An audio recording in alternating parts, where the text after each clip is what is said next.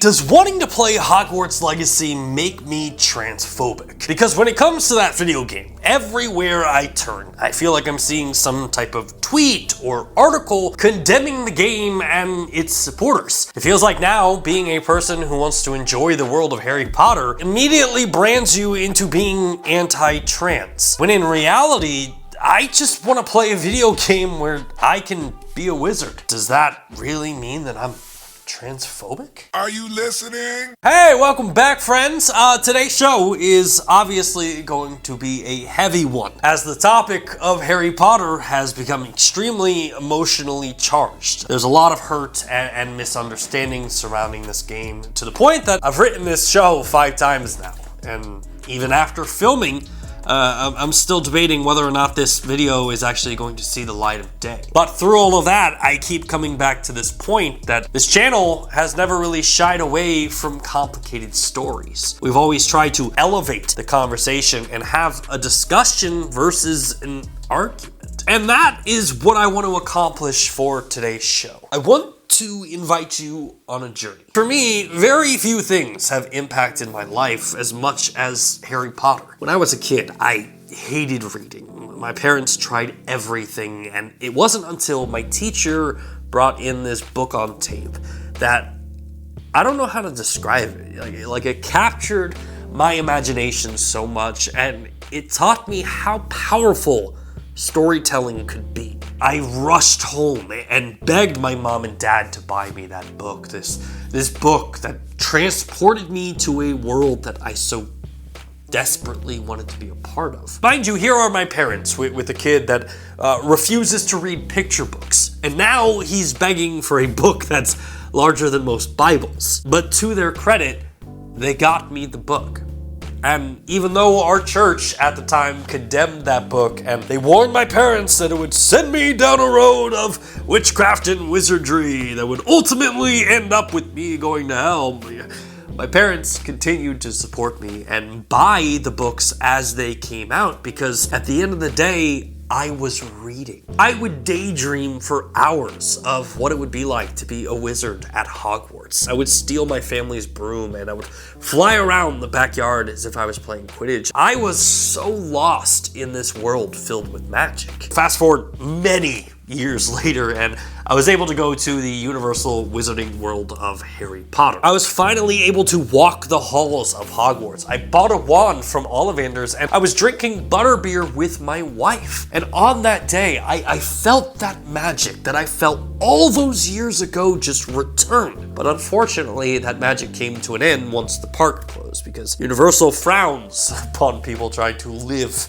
in their parks. But I remember walking to my car that day and thinking to myself, like, wouldn't it be wonderful if I could bottle up that magic and live in the wizarding world forever? So you can imagine my excitement when the official Hogwarts Legacy trailer launched, because I was blown away. Stories and adventures from my childhood that I stored away thinking that they would never happen now seemed possible through Hogwarts Legacy. And that is where a new dilemma begins. Because back in 2020, J.K. Rowling, the creator and author of Harry Potter, posted a tweet criticizing trans ideology and the classification of women versus women who menstruate. That post was followed up with multiple tweets where she defended her stance, but ultimately garnered herself the title of a TERF, which stands for a trans-exclusionary radical feminist. And I apologize if I'm oversimplifying this or getting any of this wrong here, but my intention for this video is not to be one that dives into and breaks down what J.K. Rowling says or fact-checks transphobic talking points, because I am wildly undereducated for that conversation. But I will say that I'm pro-human. I believe that every human being should be treated with equality. They should be treated fairly, and most importantly, they should be treated with respect. And no one, and I think that's important to point out, no one should ever stand in the way of a human being who is simply trying to say, I exist too. Which brings us to the question, does playing Hogwarts Legacy make me transphobic. Its creator, who has very questionable trans beliefs, will no doubt have some financial benefit from me playing this game, so in turn, the money spent on this game will go to support an individual who uses their status to openly target the trans community, spread misinformation, and exclusionary rhetoric. Which is why I think Mike Rose of No More Robots tweeted, "If you're gonna play, go for it. But fuck me, stop with these shit public excuses. Your privilege is whipping everyone around you in the face." And I gotta admit, I spent a lot of time thinking about that tweet. That privilege, as I've kind of come to understand, is that as a white man, I can spend my money on this game fully understanding that in no way could this game impact my rights, beliefs, or freedoms? Whereas a trans individual really doesn't have that liberty. They see supporting something like Harry Potter as supporting an individual who does not have their best interest in mind, and may politically support individuals who seek to limit their freedoms as a human. And to some sense, I understand that. I mean, privilege is a very real construct. However, I keep coming back to this thought of casting sins upon the audience based on the sins of the creator is an extremely slippery hill to stand on. Disney, for example, has a checkered history filled with sexism, racist imagery, ethnic stereotyping, homophobia, and most recently, turning a blind eye to the Chinese genocide of the Uyghur Muslims. But that doesn't stop millions of people from going to their parks every single year, or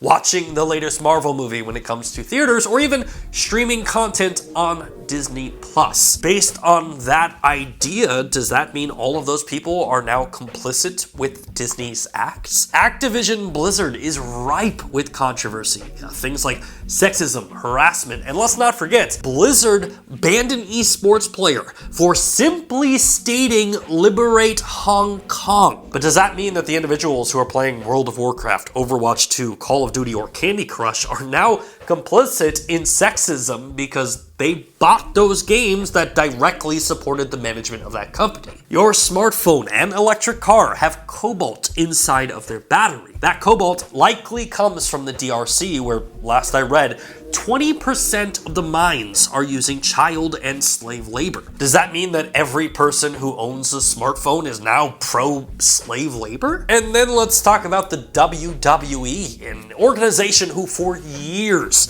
has battled accusations of sexism, taking advantage of their workers, and most recently partnering with Saudi Arabia, who, spoiler alert, put a hit out and killed a journalist. Does that mean that I, as a lifelong WWE fan, am now chained to the sins of that company because I bought pay-per-views, or I played every wrestling video game religiously? And look, I understand that none of that has anything to do with a video game about wizards going to school. But the point is that humans and this world that we live in is fucking complicated. And unfortunately, nothing is ever as simple as black and white, and the world doesn't always work in absolutes. In fact, I would go out on a limb and say that the reason the phrase "never meet your heroes" exists is probably because your hero is a fucking complicated asshole who at some point in their lifetime has done something offensive. We all have. I mean, it's part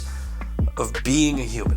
You see, in my opinion, the moment we start drawing a line on saying X is off limits because of this, or Y is off limits because of that creates such an extreme purity test that every human being is going to fail. Do I think that wanting to play Hogwarts Legacy makes me transphobic? No. I think being transphobic probably makes you transphobic. Wanting to play a video game about broomstick riding, wizards, making potions, duels, it makes you a normal human being because all of that stuff sounds fucking awesome. Just like how every Disney adult out there isn't sexist, racist, homophobic, or pro-genocide because they like to consume Disney content. A company whose past is so complicated, mind you, that they begin every older show with a message that says, "Yeah, what you're about to watch is pretty fucked up." But look, I can't stress this enough. This is just the opinion of some dude in his garage that talks about video games and happens to like Harry Potter. You have to do what's best for you.